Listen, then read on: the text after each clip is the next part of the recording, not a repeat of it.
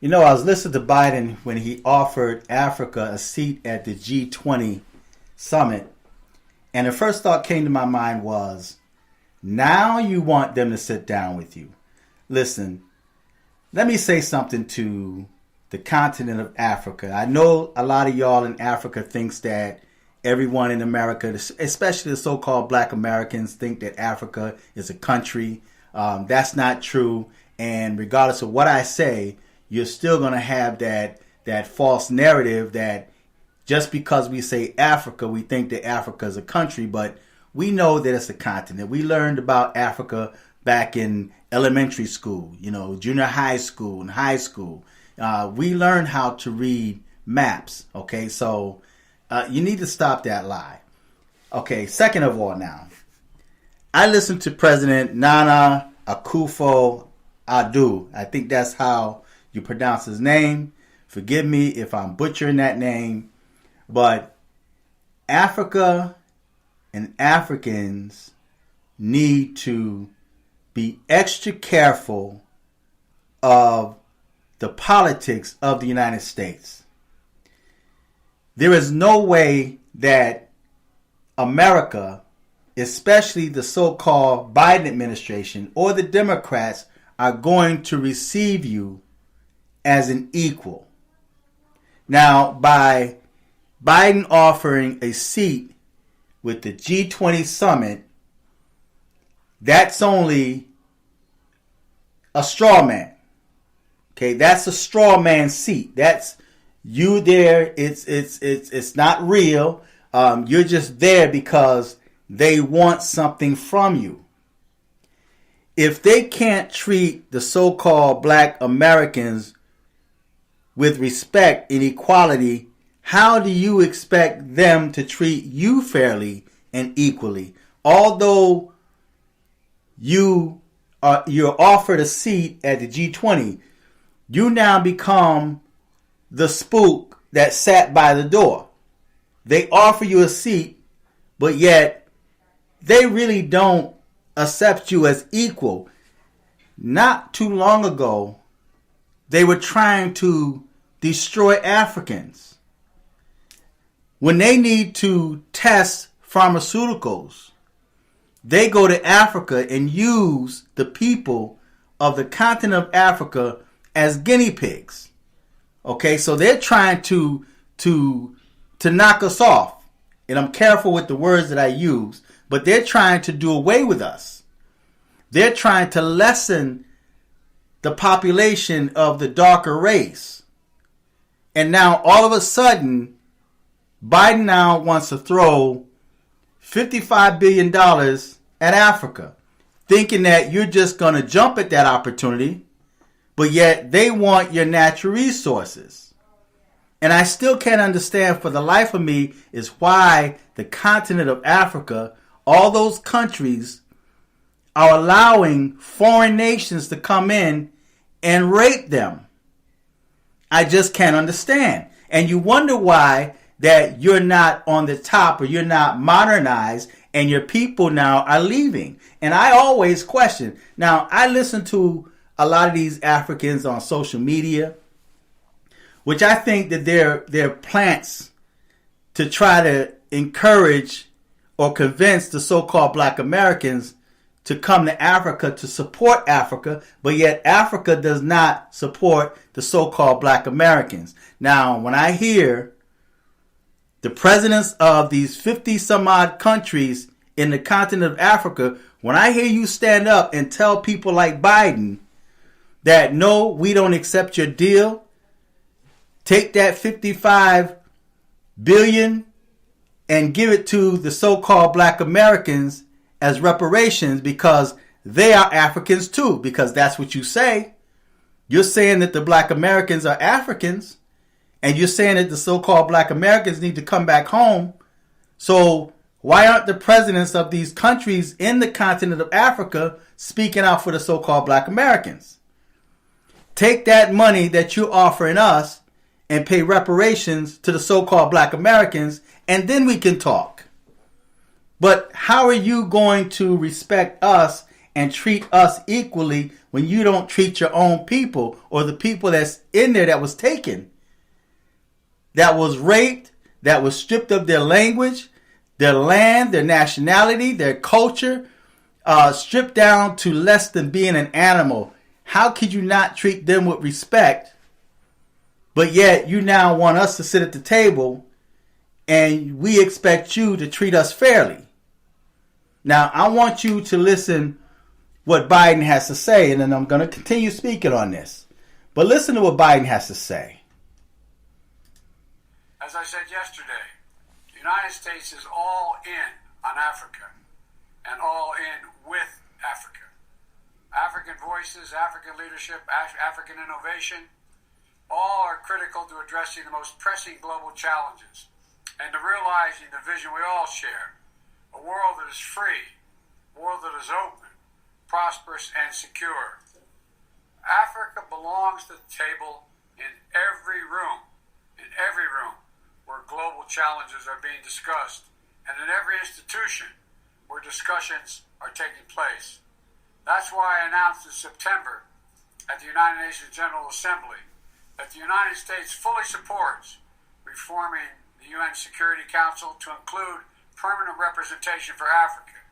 And today I'm also calling for the African Union to join the G20 as a permanent member of the G20. Why all of a sudden now? Why now in 2022 heading into 23? Now all of a sudden you want to offer Africa a seat at the table? I hope the presidents within the countries of in Africa would not accept that. This don't trust it. If they can't treat the so-called black Americans as an equal, they're not going to treat you equal. They're not going to treat you equal. Biden is an open racist. And there's no way that he's going to treat you equal. He wants your natural resources. He's competing with China. Now, if anything, you stick with China because China has always been with you. I don't agree with China setting up their police stations. And I always question, where's the military? Where's the Air Force? Where's the Navy within the continent of Africa? Where's your military to protect your people? Now, it's easy to tell the so-called black Americans to come back home. But why should the so-called black Americans move to Africa when they're not protected? The people of Africa are not protected. So just any other nation can come in and rob and rape the people within that continent and nothing is done about it. Africa does not go after their people like, say, if America had someone over in Russia or Russia had someone here or China, what have you. They show off their military might. I have not seen any type of military might within the continent of Africa. So how can you protect your people? The so-called black Americans now, if they now transfer to Africa or become citizens within Africa, where's their protection? Now, it's easy for you to say, oh, come back and help us build Africa. This is your home. You're an African. You're black. You're dark. It's easy to say that. But there's a history here, an unsolved history. You see the struggles of the so-called black Americans, and even with those that's coming from the continent now, they do not bond or mix with the so-called black Americans to fight for their freedom or their rights or even reparations. But instead, you have these same Africans that come to America that think you're special because the white man allowed you to come here. Now you think you're special. And you could tell so-called black Americans, oh, you need to forget about it and move on. You know, you're not the only ones that went through a struggle. We too were enslaved too after you guys were taken. But yet you still have connections to your homeland. You still know your name. You still know your culture. That was stripped from the so-called black Americans. So it's easy for you to say that, oh, we suffered too. There's wars and struggle going on now. So you're not the only ones, black Americans, but black Americans are called black Americans for a reason. They're called African American for a reason. They're called Afro American for a reason. They're called colored for a reason. They're called other bywords for a reason, because they don't know who they are. They have no connections to the motherland. But yet it's easy for you to come from the motherland with your culture, and then you brag about how many languages you speak. Oh, we speak 2 languages. We speak 3 languages. We speak this. And black Americans, you're ignorant because you don't know. Well, maybe you're the one that's ignorant because you have no idea of the struggle of the so-called black Americans. You're told by your parents to not even marry or intermingle with the so-called black Americans. So you come here to America, and now you're questioning why. And I saw these young ladies on YouTube question, why don't black American men go to Africa and get them a wife? Well, because you guys are told not to intermingle with us. And not only that, the African females that do come here to America, your eyes are fixed on white people. You want a white man because you want somebody that's doing well in life, that's going to take care of you. Your eyes are fixated on Asians, although you're discriminated against in Asian nations. You're discriminated against in the UK. We see what goes on with you, but then you come here and you look down your nose at the so-called black Americans, and you're told by your parents not to intermingle with them. Don't get with those Akatas. They're drug dealers. They'll kill you. And now you're trying to preach to us that you are African, come back home. It's a beautiful place. We welcome you here. Well, if Africa was so lovely, why did you flee? Why are you here and not in Africa? It reminds me of this movie, Trading Places, with Eddie Murphy. And that's what I see happening. You want to trade places. You want black Americans to go to Africa, and while you come here and take the place. Right? But if Africa was really for the so-called black Americans, and I give respect to the president, Nana Akufo-Addo. Now, it could be, I know I'm butchering the man's name. Forgive me for that. But he is the only one that I heard of that mentioned the so-called black Americans. Now, while you sitting down at this G20 summit table and you're negotiating because you have something they want, so you have the ball is in your court. You have the power and authority to ask for anything you want because they need your help. Why not speak in favor of the so-called black Americans if you view us as a part of you? Why not you tell Biden, well, listen, you need to take care of the black Americans now and pay them reparations? If Biden gives Africa, I read in one article, and I could be wrong, $400 some odd billion. If you could give that money to the continent of Africa to help them out, do you not know that that's much more than $200 some odd thousand per person in America for black Americans? It exceeds that. So it's more expensive for you to send money to the continent than for you to pay the so-called black Americans the few pennies and call it reparations.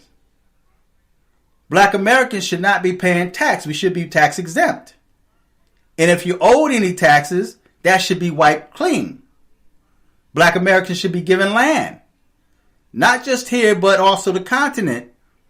If you're saying that the Black Americans are Africans. But you just want Black Americans to come there and work and build Africa like America, like Black Americans built America. And other nations of the world where we were scattered. You want free labor without giving nothing in return. Although Africa assisted in selling the so-called Black American ancestors into captivity. I'm going to play the rest of this video. It's been a long time in coming, but it's going to come. And today I'm also, whether we're upholding or defending the foundation principles of global peace and security enshrined in the UN Charter and the UN and in the AU's seminal documents, or meeting the challenges that impact every nation, the people of Africa are indispensable partners delivering the progress that benefits everyone, not just in Africa and the United States, but the whole world. Okay, see now, again, like I said, this is insane, man, because you guys are going to fall for it. You're going to fall for the okie doke, because I already see Africans on TikTok talking about this is a great thing, this is a big thing, and maybe it's big to you. But you don't know this government like we know this government.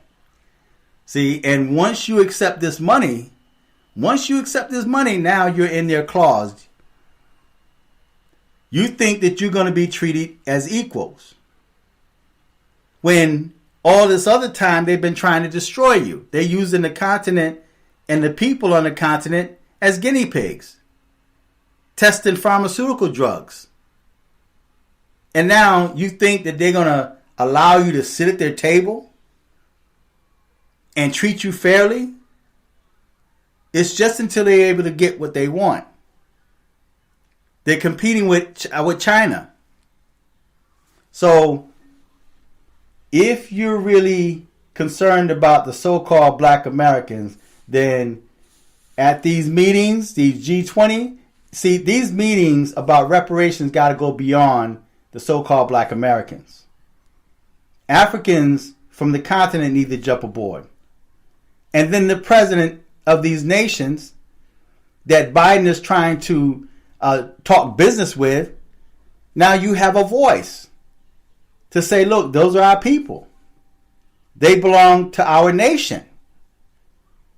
Since you need to be a part of a nation to receive reparations, you have reparations given to our tax dollars given to Ukraine and all these other places that don't benefit the American people. And there's a lot of Americans that's now struggling, and you expect Biden to come over and help Africa? Allow you to sit down at the table, make you feel special? While they got a knife or dagger in their hand stabbing you in the back. Be careful. Especially if you don't have no military. And maybe you do. Maybe you just not showboating the military, your military might. But I don't know of too many African countries, man, that was displaying their military power that can actually compete. So that's what I got to say, man. It's like, I don't trust it personally. When I hear the presidents in the continent of Africa stand up and speak out for the so-called Black Americans and let them know, look, we can't sit at the table until you treat them right. How do we expect you to treat us right when you're not treating the people in your own country right, the descendants of slaves? You're not treating them right. So until you start doing right by them, we can't talk. Until next time, I'm Fearless.